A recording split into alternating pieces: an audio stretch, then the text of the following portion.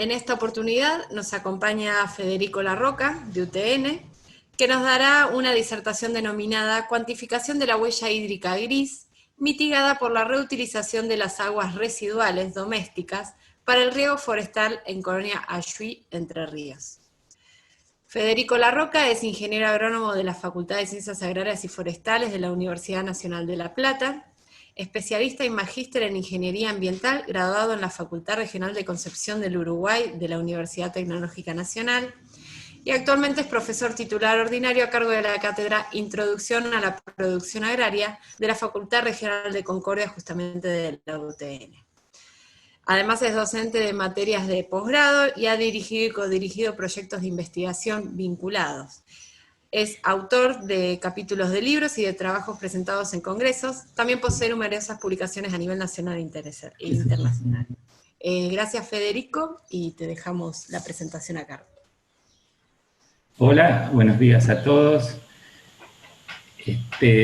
Como acababas de decir, mi nombre es Federico Larroca y junto con la doctora Natalia Tesón preparamos esta presentación que se denominó así, cuantificación de la huella hídrica gris, mitigada, etcétera, pero lo que vamos a hacer es contarles un poquito inicialmente sobre este proyecto, ya que la zona es bastante distante y la actividad también bastante distante a lo que vimos que se vino presentando, entonces nos pareció interesante, hicimos algunas modificaciones para presentar un poquito de qué se trata este proyecto, para entender una realidad también un poco diferente a la que veníamos viendo.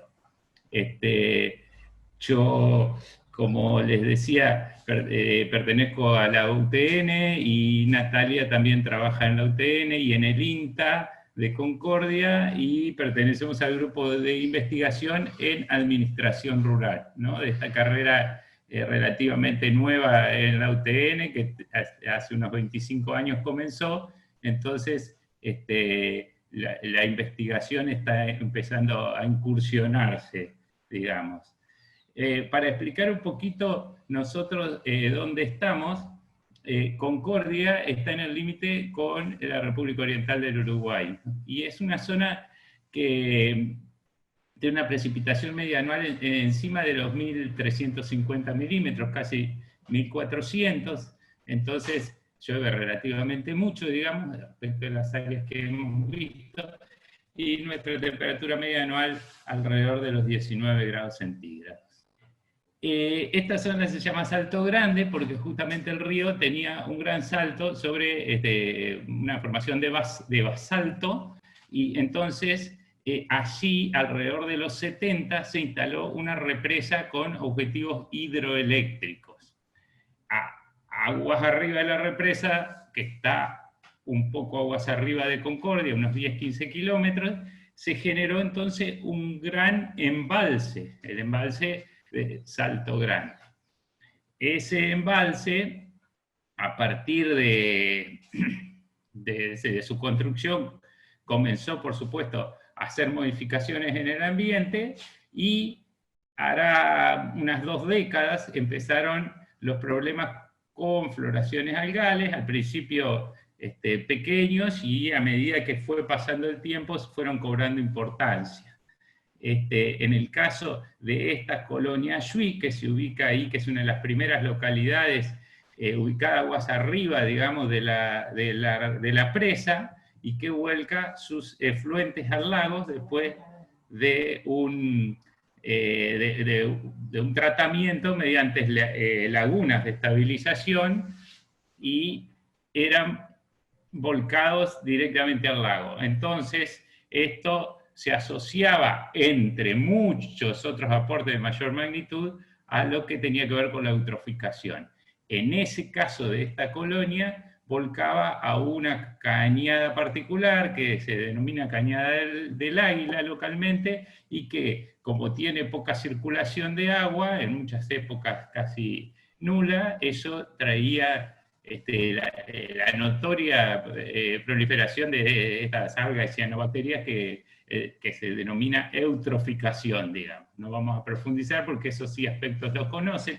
Por otro lado, otra particularidad de nuestra zona y de toda la Mesopotamia es que concentra gran parte de las forestaciones cultivadas, digamos, de las plantaciones productivas, de pinos y de eucaliptos del país, que son algo más de 1 millón de hectáreas, pero el 80% están aquí en la Mesopotamia, y en Entre Ríos, si bien la mayoría de las plantaciones son de pinos en todo el país, en Entre Ríos predomina el eucaliptus.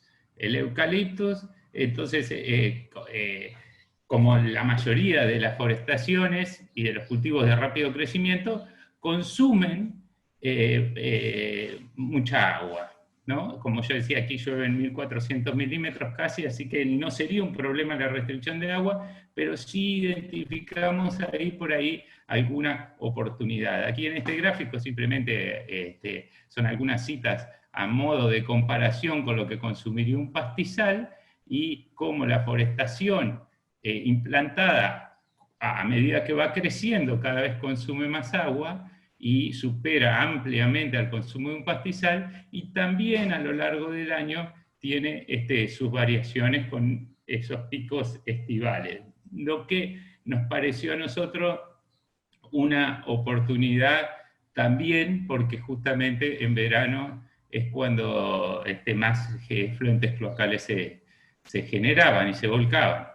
La producción primaria neta, por supuesto, de una forestación de eucalipto era mucho mayor que la de un pastizal, y eso está asociado también al consumo de agua, pero no sería una cuestión para profundizar ahora.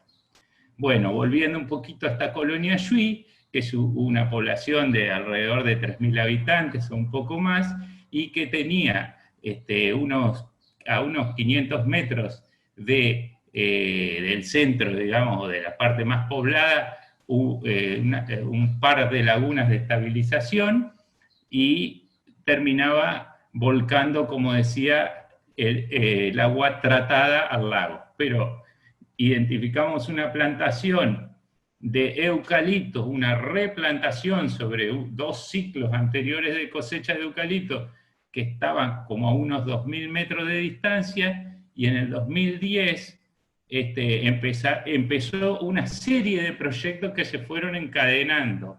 En realidad lo que ocurrió es que gente que vivía y que operaba cuestiones turísticas en la zona, y una ONG denominada Salto Grande Ambiental, asiste al INTA con el problema de la eutroficación. Ahí contactan entonces, como les decía, con Natalia Tesón, y empiezan a analizar estos temas en el 2010. Fue bastante difícil, digamos, poder concretar los proyectos. Intervinieron muchas instituciones. O sea, era claro que era un buen proyecto, buenos objetivos y demás, pero es difícil combinar todas las instituciones que intervienen, todos los actores que intervienen, y además conseguir los fondos para hacer esto. Porque ahora, cuando vamos llegando al final, les voy a comentar cómo es, entre comillas, la rentabilidad de estos proyectos, ¿no es cierto? Entonces terminaron interviniendo tanto la UTN como INTA inicialmente como actores principales, pero por supuesto la Municipalidad de Colonia Yui, empresas privadas, la empresa forestal en donde se regó, que tuvo que hacer una inversión grande también, la Comisión Técnica Mixta, que es binacional, que administra a Salto Grande, a la represa, e inclusive la Universidad Nacional de La Plata, a través de la Facultad de Ciencias Agrarias y Forestales, que fueron contribuyendo con análisis, y otros organismos más que me han escapado acá. Es decir, es bastante difícil la articulación para poder manejar y llevar adelante todo esto. Como primeros objetivos, que se empezó el primer proyecto con estos proyectos de desarrollo municipales que había en el 2010, se pretendía disminuir el aporte de nitrógeno y fósforo a las aguas del lago de Salto Grande. O sea, se empezaba mermando el aporte de nitrógeno y fósforo, estaríamos mermando la contribución a la eutroficación. No pensábamos que se iba a terminar la eutroficación ni las algas, pero era el aporte que se podía hacer en ese momento, y a su vez, casi como una externalidad, evaluar cómo funcionaba la forestación de Eucalyptus grandis, que sabemos que es de rápido crecimiento y que con las lluvias que hay anuales en esta región le alcanza, pero evaluar cómo funcionaba tanto en adaptación a la cantidad de nutrientes como en crecimiento también por la mayor cantidad de agua. Se sabe que si bien la cantidad de agua arriba de 1000 milímetros se dice que es suficiente para el cultivo de eucalipto, o sea que 1400 era muy bueno, pero se sabe que si llueve más y hay mayores precipitaciones, crece más. Y también se sabe que si hay más nutrientes, crece más. Entonces se iba a evaluar eso, pero no como eje principal, sino casi como una consecuencia, y para ver si era posible después ampliar o replicar esta experiencia. Fue así que, a través de un programa de municipios sustentables de la Secretaría de Ambiente y Desarrollo de la Nación en 2013, se consiguió el subsidio para instalar la primera estación de bombeo que iba a llevar desde las lagunas de tratamiento hasta el lote donde estaba la forestación, y ahí 2000 metros de caño, enterrado y demás. Bueno, no voy a decir las especificaciones técnicas, pero era una inversión bastante grande. Llegado al lote donde se iba a forestar, se caracterizó la línea base, ¿no es cierto? Tanto respecto del agua subterránea, del suelo y demás, como para ver cuáles iban a ser los impactos posteriores.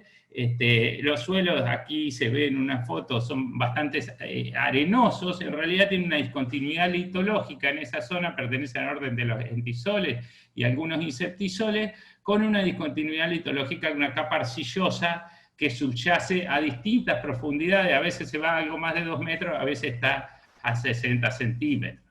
Esto nos interesó bastante porque también había que prever qué impacto íbamos a estar haciendo con la cantidad de nutrientes que íbamos a aportar y lo que se pudiera lixiviar.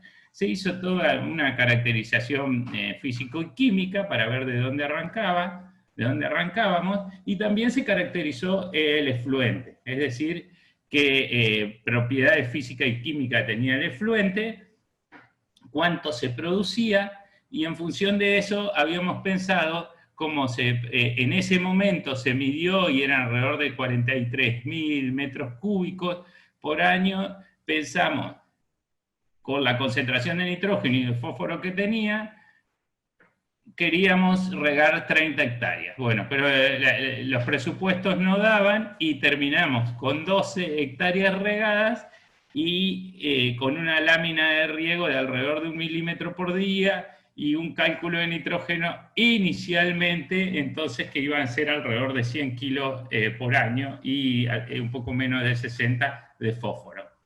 Eso era nuestra propuesta inicial. También se analizaron metales pesados y otros contaminantes en los efluentes, porque es probable que en los cloacales haya metales pesados, en otro tipo de comunidades, en estas no hay industrias vinculadas a eso, que utilizan esos, por lo cual no había residuos de ese tipo. Bien, se preparó el suelo y se replantó entre los tocones de la plantación anterior.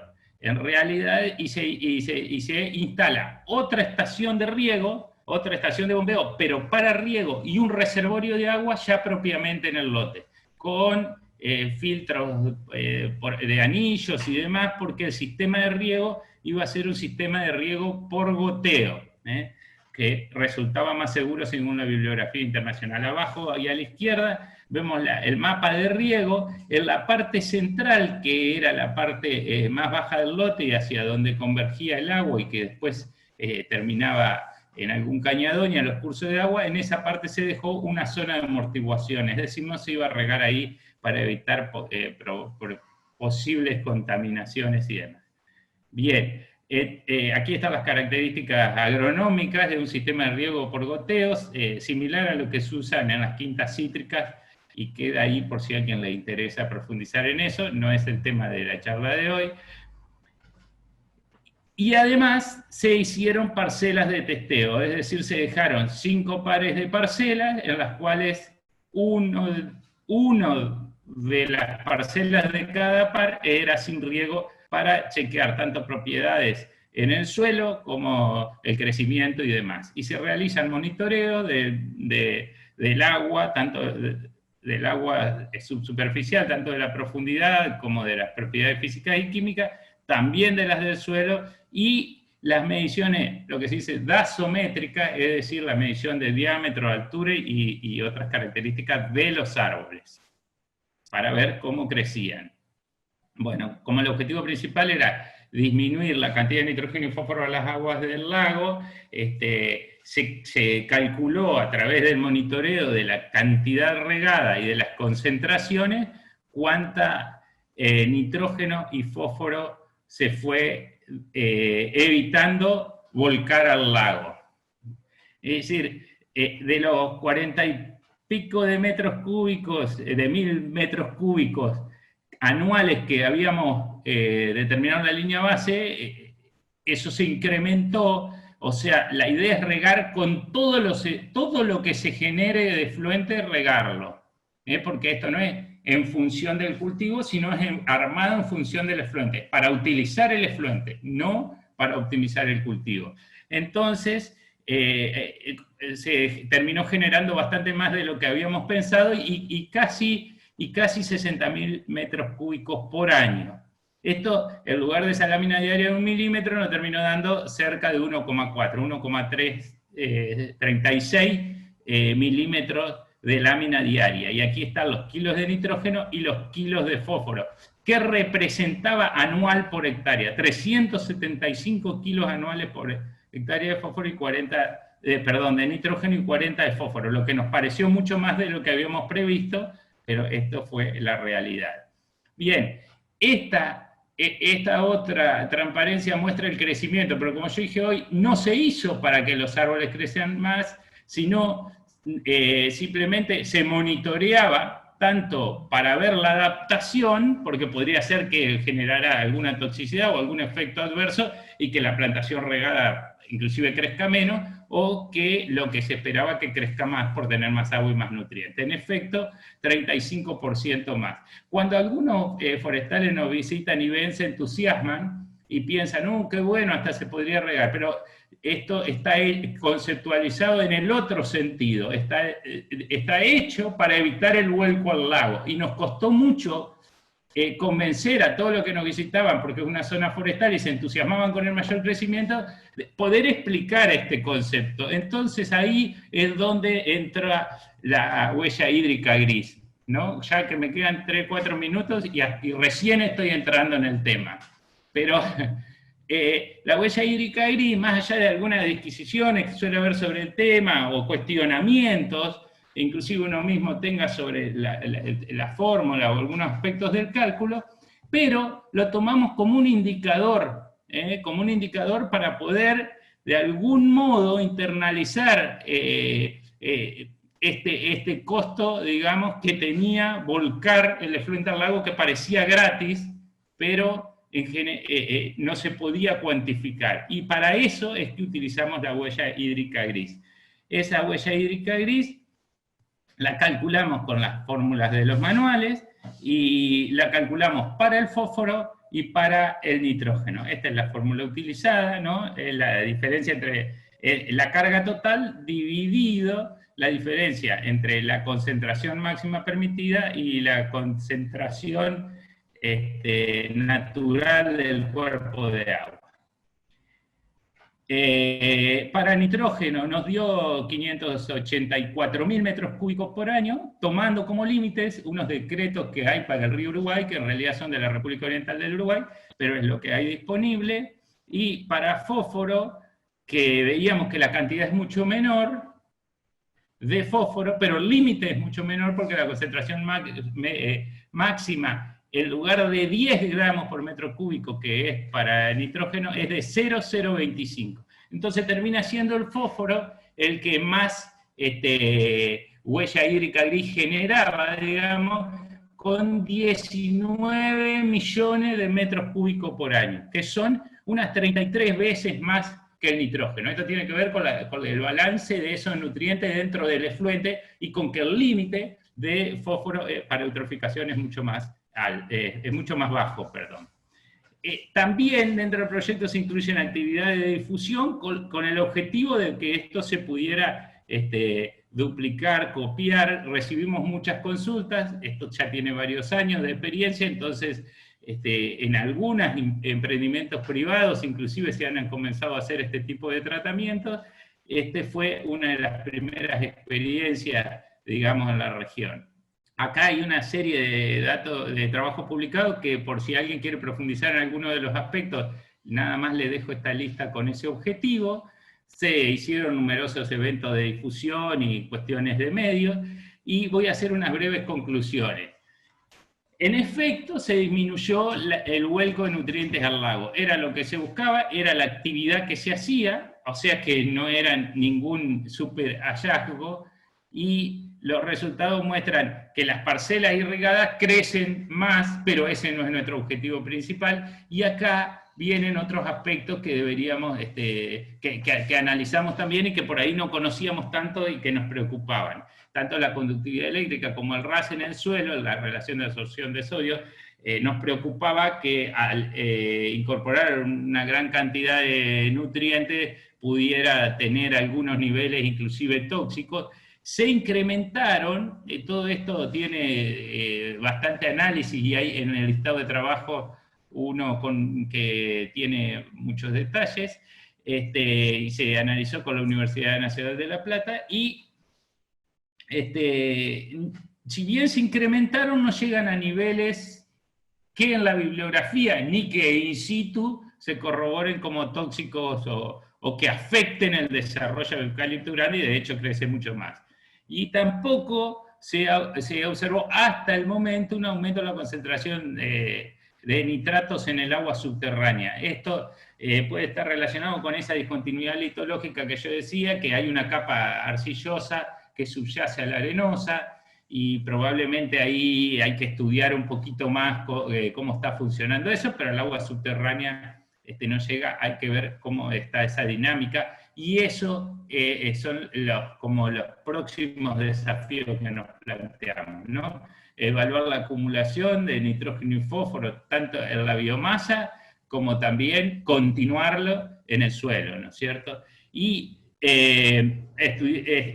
estudiar el movimiento de agua en el suelo para ver, porque esta capa arcillosa que subyace no es continua y a veces es medio caprichosa, tampoco responde efectivamente al relieve. Así que esto, ahora si me quedo un ratito les voy a mostrar, tuvimos que hacer una grilla de 15 metros por 15 metros para todo el lote, perforando hasta encontrar la capa arcillosa, para poder ver por dónde iba esa agua. Bien, y el funcionamiento de las lagunas, si bien hay dos pares, digamos, de laguna, no siempre es el óptimo, no siempre nos llega el efluente que nos gustaría, y también el gran problema que tuvimos es que esto había generado expectativa como que con esto se iba a terminar la eutroficación, aunque sea de esa pequeña boca del lago, y no es así, porque los niveles de fósforo, sobre todo también de nitrógeno, que hay ya presentes, pero el fósforo no varía, no se está lavando, son muy altos y están muy por encima de los límites de eutroficación, así que allí eutroficación sigue habiendo. Esto nos lleva a que empecemos a estudiar el resto de las actividades de la microcuenca para poder hacer un abordaje más integral. Federico, ya estaríamos medio justos con el tiempo. Bien, llegué justito, mira vos.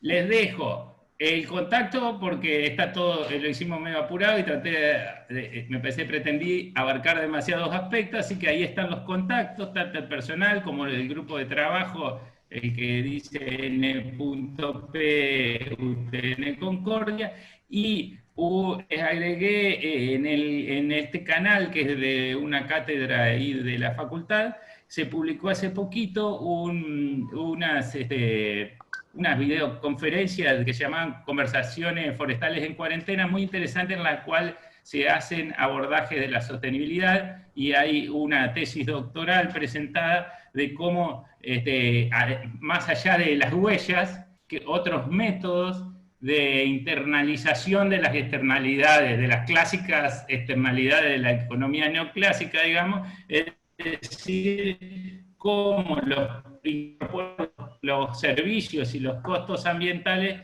al análisis de los contadores, es una tesis de un contador, así que inclusive lo curioso es que termina invitando a los contadores a salir del placar de su esquema clásico. Así que es muy interesante, la tesis todavía está por publicarse.